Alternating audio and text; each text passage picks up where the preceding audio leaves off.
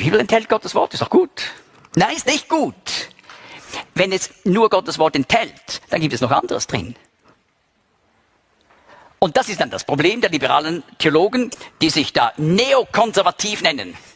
Diese Richtung wird genannt neokonservativ. Das waren nicht die wirklich Liberalen. Neokonservativ heißt neukonservativ. Aber es war weder neu noch konservativ, sondern eine Irrlehre. Und der nächste Punkt war dann der, ja, und welche Teile sind von Gott inspiriert, Gottes Wort, und welche nicht? Der sagt so, der sagt so. Und so wird von innen her die Grundlage des Glaubens und der Autorität der Schrift wird aufgelöst. Und darum dürfen wir so etwas nie zulassen.